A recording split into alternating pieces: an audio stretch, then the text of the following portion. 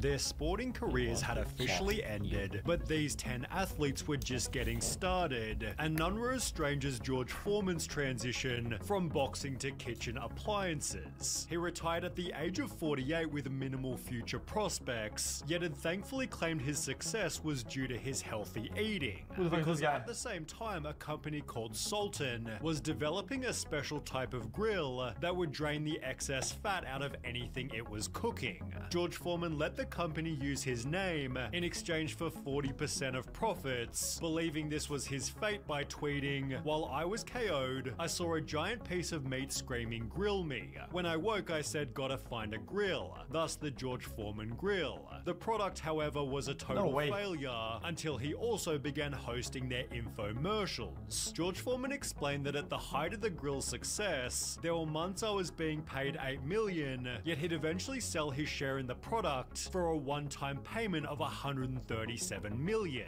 The product became so popular, one person posted, "Today I learned that George Foreman is not just a brand of grill. It's actually the name of a real man who was once a boxer, while the name Jason Statham belongs to a man who was once a diver." He made it to the 1990 Commonwealth Games, where the judges continually highlighted that he wasn't doing well. Jason Statham, who's not having a good time. He's moved from 8th, slipped down to 11th. Despite placing 11th, he'd explained that diving teaches you discipline, focus, and certainly keeps you out of trouble, which are principles he'd also apply as an action movie star. Statham performs his own stunts in every single movie, applying his swimming ability in productions like The Meg and Expendables 3, where diving actually saved his life. Whilst filming a truck scene beside a dock, the brakes on the truck failed, plunging him into the sea. 60 feet at the bottom of the Black Sea, stuck in the mud. How am I going to get out of this? This is how it ends. Yet Jason was able to free himself and swim 20 meters back to the surface. Terry Crews, who we'll talk about later, said, "He was a professional diver. That was his thing, man. If it would have been me, I don't know if it would have ended that way." Statham further added, "I think what I didn't achieve in sports has probably helped me focus more and take my acting career more seriously, while Arnold Schwarzenegger was only able to act because of his sporting achievements." In the very same year as Arnold's first Olympia win, he was given the lead role as Hercules in New York, being cast for his appearance which resembled the Greek hero. After his 7th Olympia win, Arnold was cast as Conan the Barbarian, the Terminator, and Dutch from Predator, each being influenced by his bodybuilding background. In the process, Arnold appeared on talk shows giving bodybuilding tips, also being elected governor for 8 whole years. More recently, however, Forbes announced that Arnold had officially become a billionaire, yet Magic Johnson already achieved this many years beforehand. He was the NBA's most valuable person during 3 separate seasons, while ESPN called him the 5th best player ever. But despite the Red Hot Chili Peppers writing a song about him, Johnson's career earnings were, according to Forbes, only $40 million, yet he spent it extremely wisely. Magic Johnson began investing in sports teams, pulling money to buy the LA Dodgers, for which he was heavily criticized. "We went in and bought the Dodgers for $2 billion, and everybody said they're the stupidest businessmen on the face of the earth." Until it quadrupled in value. At $8 billion, they said, "Oh, they're the smartest guys." He'd therefore also invest in the Los Angeles Sparks, the Los Angeles Football Club, and the What the fuck are the Sparks? What is that? Washington Commanders, all while leading operations for the Los Angeles Lakers. He then launched his own talk show, his own film studio, and even his own record label, before also buying a movie theater, the tallest building in Brooklyn, and 125 Starbucks locations. However, there was one investment that was stranger than any other. In 2015, Magic Johnson bought 60% of the Equitrust Insurance Company, before almost doubling their assets from $16 billion at $26 billion. If you told prime Magic Johnson he'd one day work in insurance, he probably would have laughed. Yet Ion Tiriac's corporate change was somehow even bolder. You've likely never heard of him, but you'll never forget the mustache. Ion Tiriac was a pro tennis player from Romania who won the French Open during his peak in 1970. He retired 10 years later, but had such a unique look, he was given a role in many different ads. Then he casually decided to open open his own bank. It was the first in his country after communist Romania ended, with its profits funding other ventures in real estate, auto leasing, and air travel, although his coolest business is easily his car museum. He owns over 300 different incredibly unique cars, wow, yeah, I've seen a bunch including of videos of 2 this. Rolls-Royce Phantom 4s, of which only 18 were made and are valued at $3 million each. The rest of his collection features everything from Fords to Ferraris, and they're all on display at the Tiriac Auto Gallery. Despite earning just £200,000 during his professional tennis days, he became Romania's richest man with a worth of $1.7 billion, but he's not nearly as famous as presenter Michael Strahan. NFL players retire after 3.3 years on average, yet Strahan played from 1993 to 2007, spending 15 years with the New York Giants, and retiring after a year that his team had won the Super Bowl. Man, but while this that made him teeth, perfect for a career in sporting commentary, he approached it through a slightly different medium. Strahan became a talk show co-host on Live with Kelly and Michael, which increased its ratings so ferociously, it began beating its competition by 87%. He was then offered a position on Good Morning America, where he also performed exceptionally, winning 2 daytime Emmys for Outstanding Talk Show Host. More recently, Strahan was given a star on Hollywood's Walk of Fame, represented by a whole new category for sports entertainers, making his star the first to feature a trophy symbol. Michael certainly deserves his $17 million a year, while Vinnie Jones is also perfect for every role he plays. You might recognize Vinnie as the coach in She's the Man, being given the role as a former professional soccer player.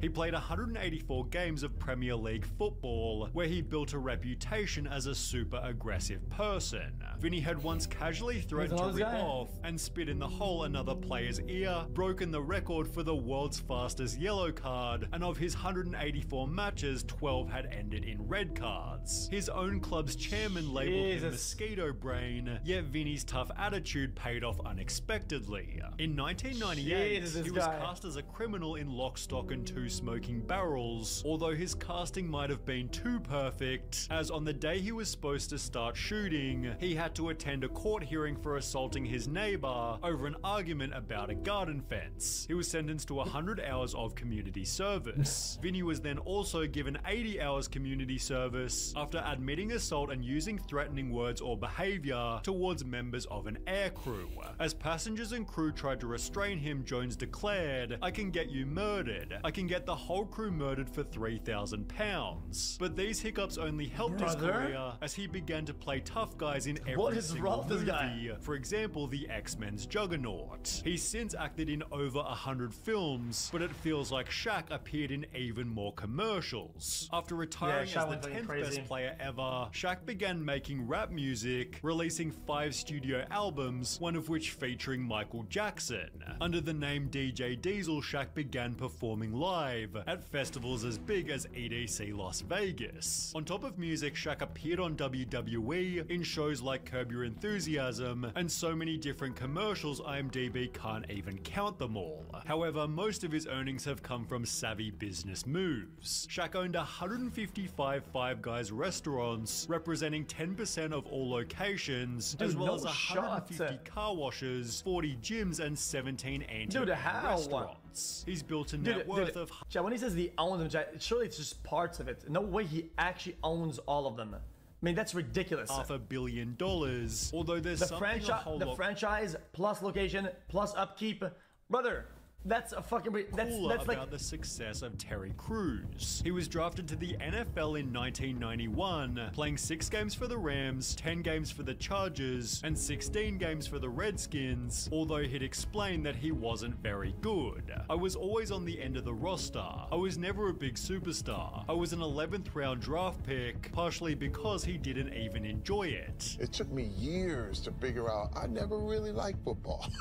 Wow. Terry made it obvious that he instead preferred the arts. I would go back into the locker room and ask the players if they wanted their portraits painted. You did these while you were playing? While I was playing. I was known as the artist football player. Retiring from the NFL to take his talent to Hollywood.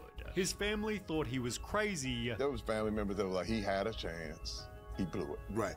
You know, that was the consensus. Although whilst working security on the set of Training Day, Terry was given an unexpected chance. Yes, I So did. the director walks over to me and he said, "Hey man, you want to be in this movie?" I said, "Yeah." I was like, "Sir, whatever you need me to do." This turned into another movie, then another, but it was after appearing in White Chicks that his life would totally change.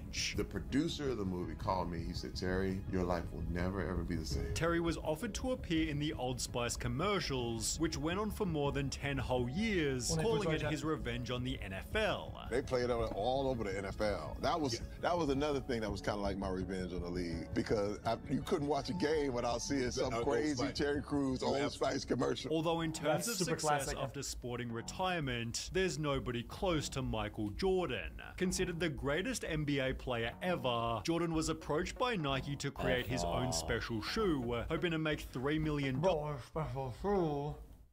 Jordan was approached by Nike to create his own special shoe, hoping to make $3 million over a 3-year period. Instead, it earned $126 million by the end of the first 12 months. The shoes have since made him roughly $1.5 billion, which he used to buy a share in the Charlotte Hornets, spending $275 million in 2010 before reselling it in 2023 for a whopping $3 billion.